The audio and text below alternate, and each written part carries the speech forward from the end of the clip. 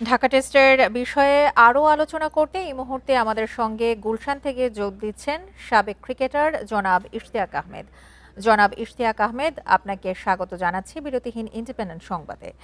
অনেকদিন পর আমরা দেখলাম যে টেস্টের প্রথম দিনে শক্ত অবস্থানে বাংলাদেশ। সেক্ষেত্রে বাকি দিনগুলোতে বাংলাদেশের স্ট্র্যাটেজি কি হওয়া উচিত বলে আপনার মনে হয়? না, আমার মনে হয় যে প্রত্যেকটা সেশন আমরা আগেও দেখেছি যে সেশনের আগে আগে কিছু না কিছু একটা অঘটন ঘটতে হবে, এবং সেশন আগে কিংবা সেশনের শেষ দিকে। এবং আজকে ঠিক তাই হলো, মুমিনুল হক একদম সেশনের প্রায় শেষের দিকে এসে এলবিডব্লিউ হয়ে চলে গেল। 200-র বেশি সার্ভিস ও ফিচারে লেনদেনের সব বিকাশ অ্যাপে সম্ভব। কালকেও আমরা যখন খেলতে নামবো আমাদেরকে একটু সতর্কতা অবলম্বন করতে হবে যে প্রথম সেশনের প্রথম দিকে ফার্স্ট হাফ এন আওয়ার একটু ক্রুশাল হয়। একটু দেখে শুনে উইকেটটা অ্যাডজাস্ট করে, পেস এন্ড বাউন্স অ্যাডজাস্ট করে খেলার। সেখানে যেহেতু টেস্ট ক্রিকেট, এখানে অবশ্যই রানটা খুব একটা খুব বেশি অত ইম্পর্টেন্ট ক্রুশাল ফ্যাক্টর না।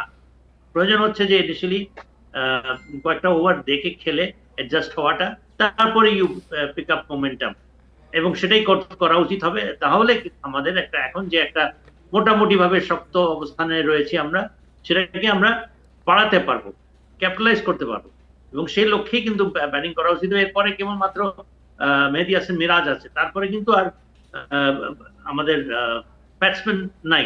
মুশফিকুর রহিম নতুন করে শুরু করতে হবে।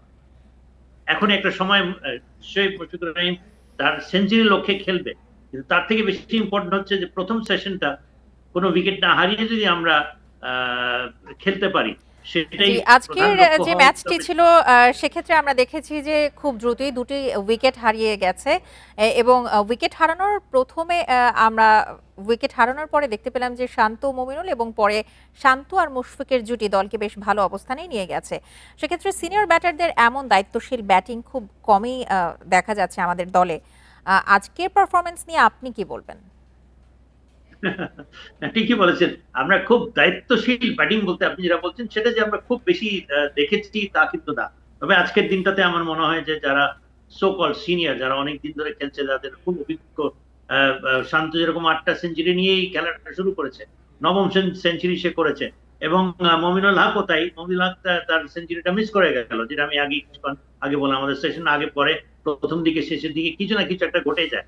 তো সেটা আমার মনে হয় যে তারা চমৎকার একটা পার্টনারশিপ করেছে পরবর্তীতে মুশফিকুর রহিম এবং